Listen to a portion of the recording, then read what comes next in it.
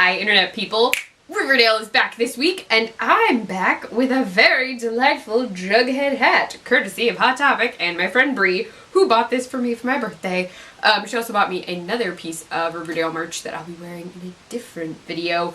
But let's get into Tales from the Dark Side. This episode was so cool because it was actually broken down into 3 intersecting storylines, and the opening was really cool because it did this like true crime, sort of like haunted, paranormal investigation like intro. It kind of reminded me of Blair Witch. I don't know, it was really cool. But they set it up so it was Archie and Jughead, then Josie, and then Betty and Veronica.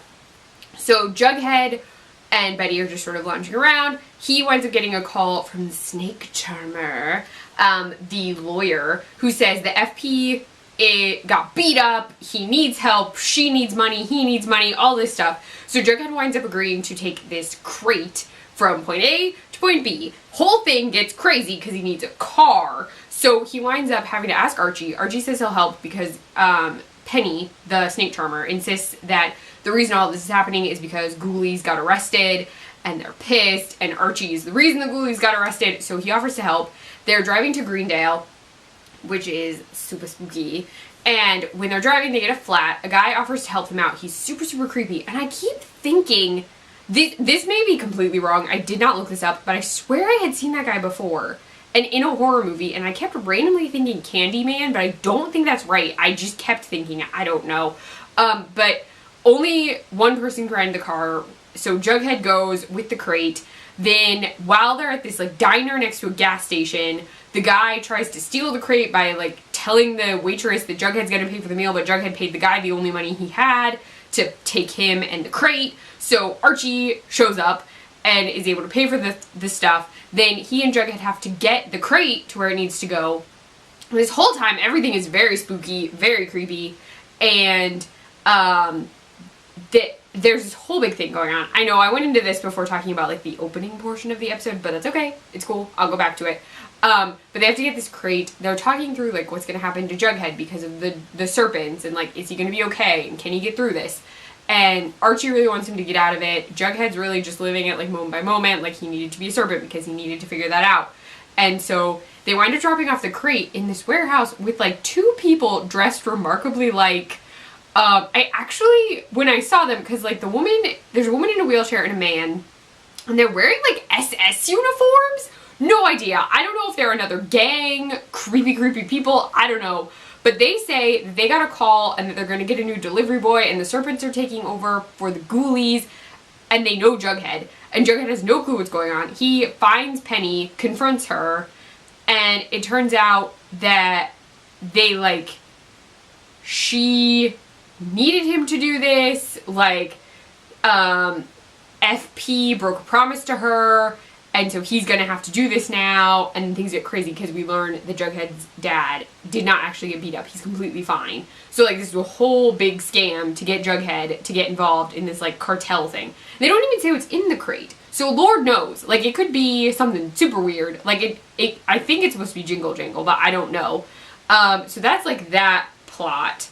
The reason all of this is it's not entirely all motivated by it, but at the beginning of the episode they reveal that the Black Hood wrote a letter and released it that said if the town could stay sinless for 48 hours, then he would go away, but if they can't, then the reckoning will happen. So, I mean, Jughead and Archie are sinning because drug trade and lying and lots of stuff is happening.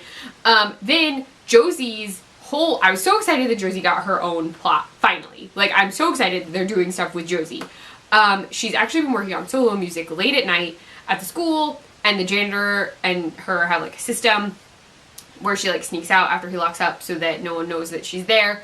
So she's been working on this because we learned from Cheryl that Josie got offered studio time by a producer, but not the Pussycats. And so Cheryl is trying to help her, like, get in the business and like do all this stuff. But Josie's been freaking out because she's like keeping this on the DL, and then like the Black Hood said that everyone has to remain sinless, and so now she's super worried that this will be seen as a sin and like the Black Hood will come get her. And then her mom is freaking out because we learned her mom's been getting death threats, and she's worried about Josie, and so she's like trying to keep Josie from going out. With all of this going on, Josie's been receiving gifts in her locker from mysterious admirer who she doesn't know. Then Chuck asks her out on a date, and Josie's like, no, I'm not going out with you, no. Completely turns him down, but she like talks about it with Cheryl, and Cheryl's like, no, don't go out with him, da-da. But like, she's also very intense on like Josie practicing, Josie doing all this stuff, and all of this stress is actually making Josie's voice go away, which I totally understand.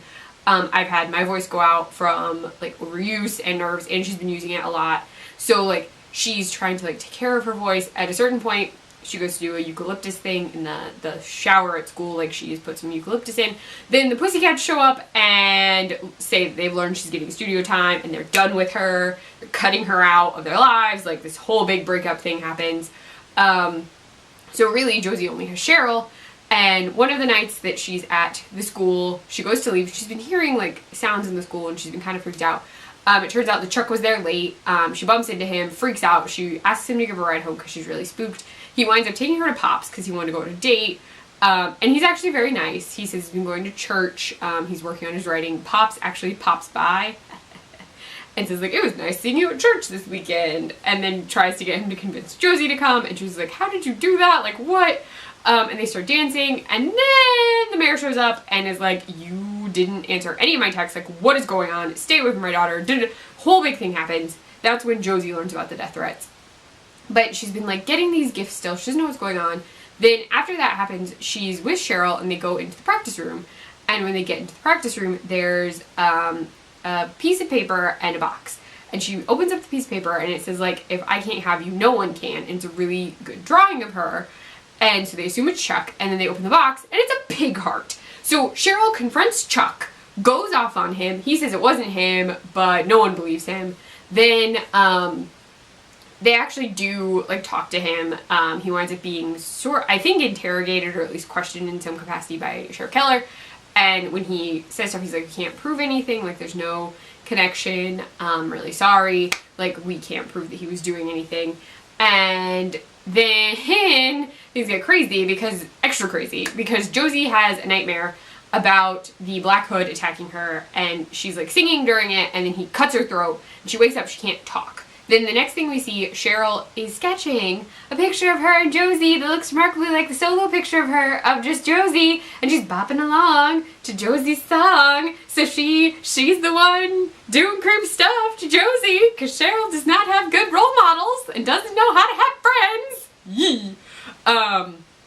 So she's apparently been the one screwing around with Josie, but Josie's completely lost her voice. We see her at the end of the episode. This is very cool. At the end of the episode, all the storylines tie up at Pop's, and she and Cheryl are drinking tea together because her voice isn't back. The third plot is Betty and Veronica, and this one is, oh my gosh. So Betty totally thinks that Sheriff Keller is the Black Hood, and Veronica thinks he's having an affair because Kevin tells him that his dad hasn't been sleeping or eating, and he's been like sneaking out all hours of the night. He doesn't know what's going on. So they both want to investigate. Veronica winds up convincing Kevin to have her over for a sleepover at his house. I think they're playing Dungeons and Dragons, or they're playing some kind of fantasy game, but she's like trying to snoop around. Betty did an interview with Sheriff Keller, and he like showed her how like the Black Hood broke in and all of this stuff. Even though she thinks that he broke in himself, she still definitely thinks that he's the Black Hood, but she can't prove it. So she has Veronica do some extra investigating for her, but like the sheriff's actual office is locked, and so Veronica winds up going down into the basement where the sheriff is just like hardcore working out, and people were like, what? Like the internet was crazy, I checked. But I was just like, oh my gosh, he's just like hardcore working out in the basement.